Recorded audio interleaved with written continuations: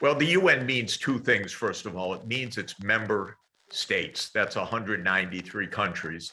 And then there is the UN system of organizations and agencies and so forth. The real political base of the UN is its members. And in two senses, there's the General Assembly, which includes all countries, one country, one vote. And then there's the Security Council. The Security Council is where war and peace issues are supposed to be addressed. There are 5 permanent members of the Security Council, each with a veto: the US, Russia, China, France, and the UK, and then 10 rotating countries for a total of 15. So when we say the UN should do more, the answer to my mind is yes, but that means several different things. It means the member states, it means the UN Security Council, it means the leadership of the UN, it means the UN agencies. The UN was established to end the scourge of war. Obviously, it can't do that by itself, and it doesn't do that by itself, but it is the core purpose. It was invented by our greatest president in the United States in our history, Franklin Roosevelt, for the purpose of surmounting the underlying reasons for World War II and World War I, the geopolitics, the arms races, the lack of global rule of law. And so ending wars, making peace is the core business. I'm in another part of the UN activities, which is economic development, and that's important. And also the human rights side is important, but the core of the UN is about peace. And I think the UN till today is not doing enough in all of those contexts to end this war. Now, what we hear from the rhetoric in our mainstream media in the United States is, well, Putin is a Hitler, and he has to be stopped, and we have to defeat him. And it's as simple as that. And there's no talking to him. The man is crazed, living in a dream world of Russian imperialism. There's no stopping him. Any agreement is to rip up a piece of paper. I can tell you, since I'm an old guy now, 67, I've lived through this characterization. Every decade, there's a new Hitler that we can't deal with, whether it was Ho Chi Minh or whether it was Vietnam or whether it was Cambodia or Laos or Nicaragua, for heaven's sake, or Iraq or Syria.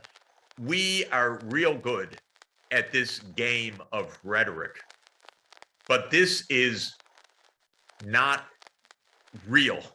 And since I am all over the world, virtually all the time, speaking with world leaders, what we hear in our media is propaganda. It is not real. We should be negotiating. Actually, Biden refused to negotiate with Putin in 2021 because Putin raised a very specific set of points. One was NATO enlargement. And then there's a chorus here that says, oh, that's a phony issue. That's a red herring. That's fake. That's not fake. I've been in this issue since 1990, when the West promised Gorbachev no NATO enlargement. We're liars. I'm sorry to put it that way. We cheated. We continue to do this. And then Biden refused to negotiate. Okay, that's straightforward, except it's not the way the story is told. Then there is the question of Ukraine itself, which is an ethnically divided country because there is a significant Russian minority. And those are real issues, by the way, although war is not an answer to them in any sense. But there was a very complicated, very difficult conflict where the U.S. was stirring the pot also. back in a decade ago, and especially around 2014 and 2015. And there were actually agreements reached for the area where the fighting is raging right now, for the Donbass region. And the agreements were called the Minsk I and Minsk II agreements. They were signed by the Ukraine government. And then the government said, no, we don't want to do those. And when Putin says, well, what about the Minsk agreements? He is shouted down or ignored. Oh, they don't exist. They were unfair. They were this, they were that. They were actually agreements. When I say this, I can only tell you how many emails I'm going to get from Ukrainian Canadians, Ukrainian Americans. Sachs, are you crazy? What are you saying? But the truth is, diplomacy is crucial if you're going to avoid wars. Signing agreements matters. You can't just walk away from them. That's true of Russia, I'm the first to say. It's true of Ukraine also. It's true of the United States also. And so we actually should be sitting down and negotiating. And all of our media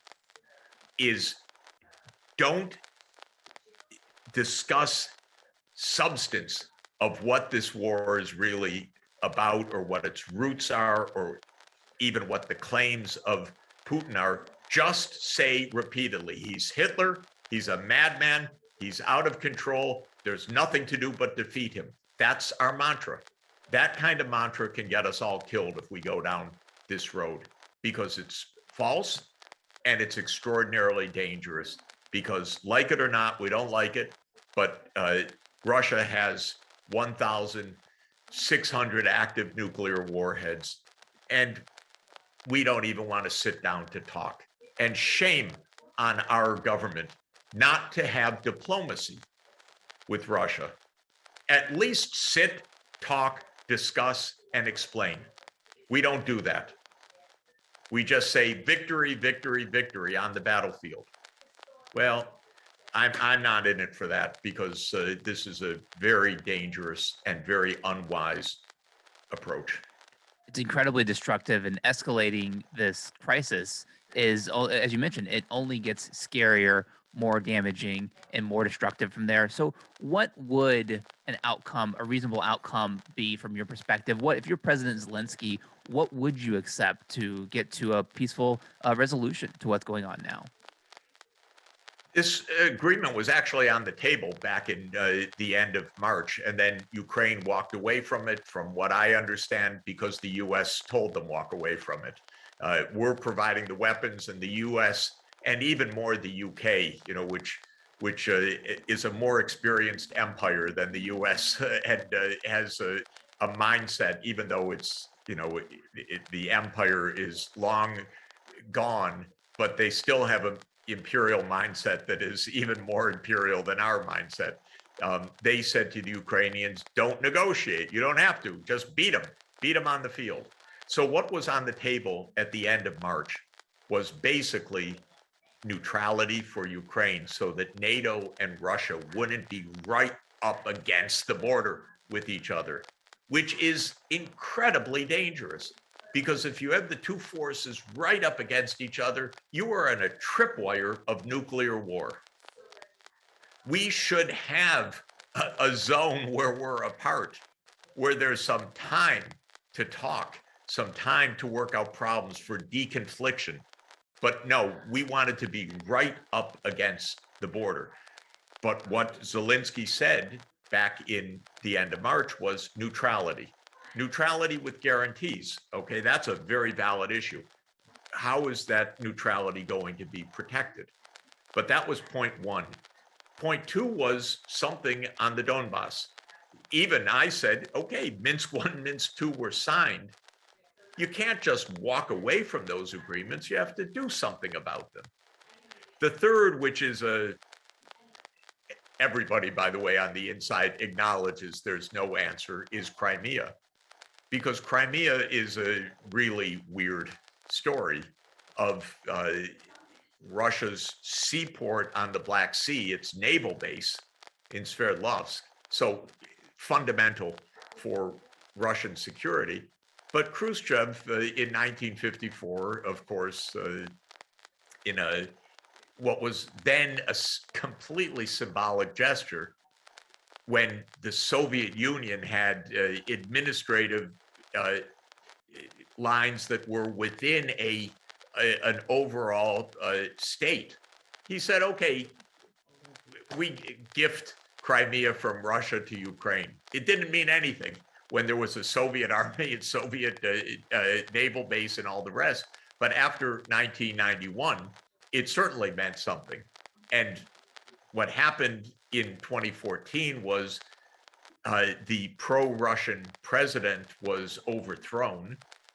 Russia views that as a US instigated coup.